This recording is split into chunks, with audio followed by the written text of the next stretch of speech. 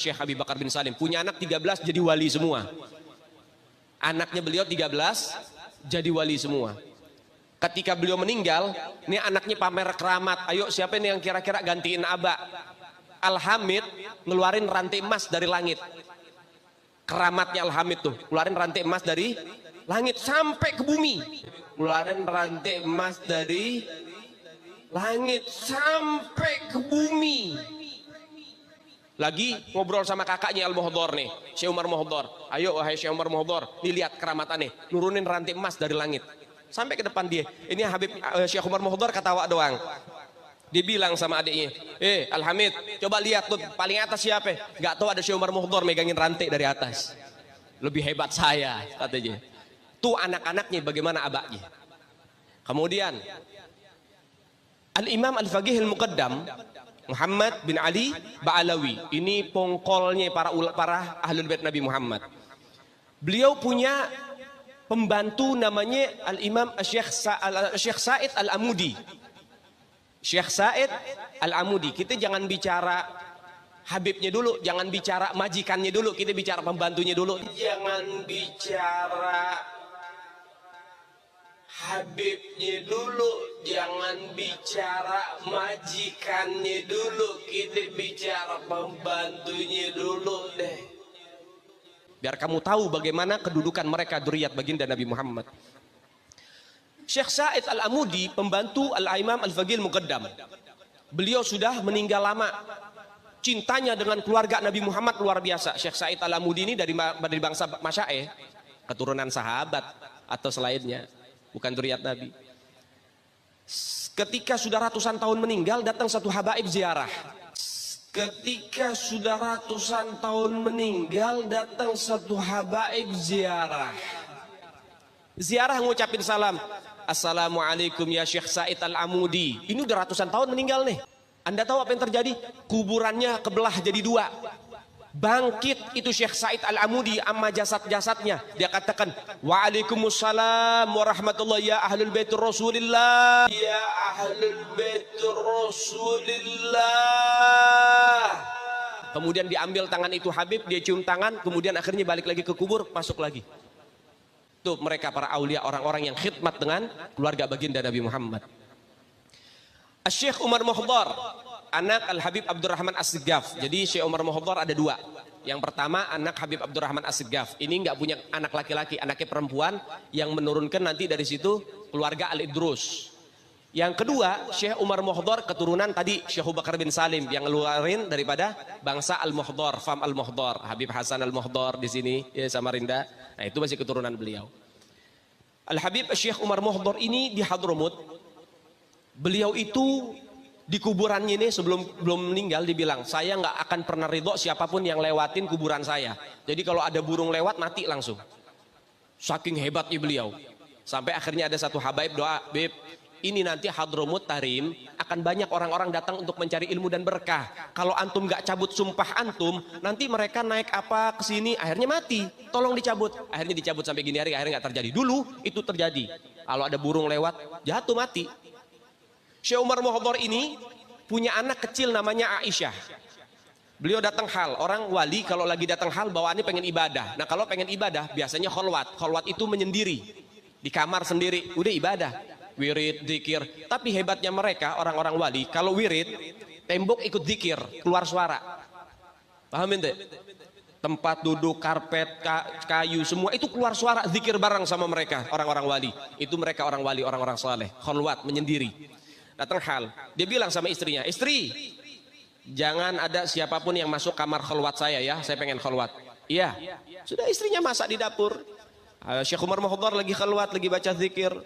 Kemudian anaknya masih kecil, masih balita, lari sana, lari sini. Kemudian tiba-tiba robos masuk ke kamar kholwat. Nah orang-orang wali kalau sudah zikir, istighraq, mendarah daging, mendalami sampai lupa apapun, nggak ngelihat apapun. Sehingga ketika beliau kaget ada suara orang masuk, langsung dibilang, mut, mati kamu. Seketika itu anaknya kebakar, mati langsung. Sadar daripada Syekh Umar Muhdhar, waduh, anak saya meninggal ini. Dipanggil istrinya, dimarahin. Ana udah bilang, jagain. Kenapa kamu lepasin begini? Nangis itu ibu. Kemudian tiba-tiba berhenti, ntar dulu.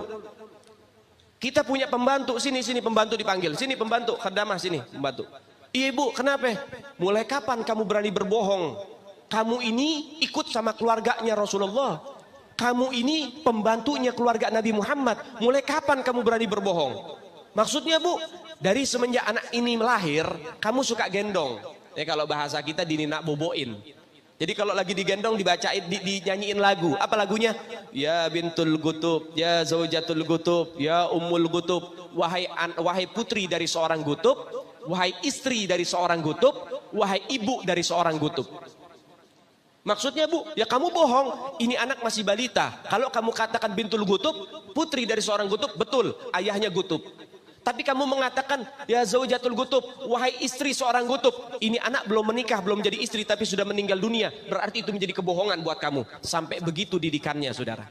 Sampai itu dicap bohong. Apa kata pembantunya? Enggak Bu, saya enggak bohong. Itu diambil jenazahnya, diindung-indung lagi, dibacain lagi. Ya bintul gutub, ya zaujatul gutub, ya ummul gutub. Itu anak langsung bergerak berdiri, langsung lari-lari lagi. Itu anak langsung bergerak berdiri, langsung lari-lari lagi. Hidup lagi itu anak. Ini baru pembantu nih. Kata Syekh Umar Mohdhar, kamu mau ngelawan takdir, anak mati kamu hidupin. Apa kata pembantunya? Enggak Tuan, yang ngelawan takdir duluan kan Tuan. Anak hidup dimatiin. Dia taslim. Nyerah satu sama. Ya udah berarti memang udah takdirnya.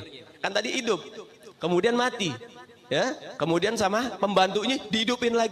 Imam Faqihil Muqaddam ini, saudara-saudara, beliau adalah pemuka Ba'alawi.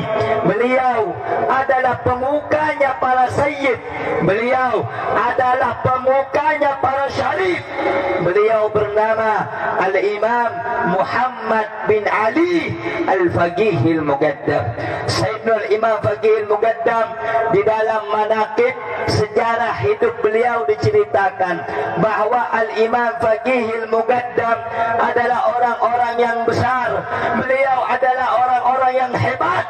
Bahkan diceritakan beliau pernah mi'raj, saudara-saudara, bertemu dengan Allah dalam satu hari 70 kali, saudara-saudara.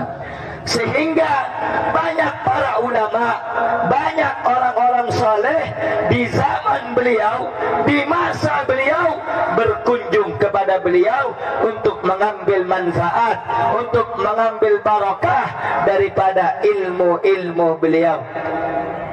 Sebagian habaib itu kalau ada anak cucu Syekh Abu Bakar bin Salim lagi bermain, ya dikasih tahu, sini Ikam, aku tahu Ikam ini keturunan Nabi habaib, tapi hati-hati dengan anak turunan Syekh Abu Bakar bin Salim. Anak turunan Syekh Abu Bakar bin Salim ini yang beriman bertakwa kepada Allah Ta'ala, semuanya wali min awliyaillah. Berhati-hatilah kalian. Yang ditakutkan murka Allah Ta'ala datang kepada kalian. Karena Syekh Abu Bakar bin Salim ini sangat luar biasa. Luar biasa. Bahkan ucapan beliau mengatakan, kalau aku tidak malu kepada Allah. Ini yang sangat luar biasa. Yang pian belum pernah dengar dari biografi para wali-wali yang lain. Kalau aku tidak malu kepada Allah Ta'ala, maka neraka Jahannam itu akan aku matikan. Kalau aku tidak malu kepada Allah Ta'ala, maka neraka Jahannam itu akan aku matikan. Artinya, Allah ini mengabulkan setiap doa Syekh Abu Bakar bin Salim. Kalau seandainya Syekh Abu Bakar bin Salim memohon kepada Allah Ta'ala agar api neraka Jahannam ini dipadamkan, maka Allah akan padamkan. Lihat bagaimanakah ketawaduan, kesungguh-sungguhan, kehususiaan, itu semua didapatkan dengan mujahadat, dengan mematikan hawa nafsu yang ada pada dirinya.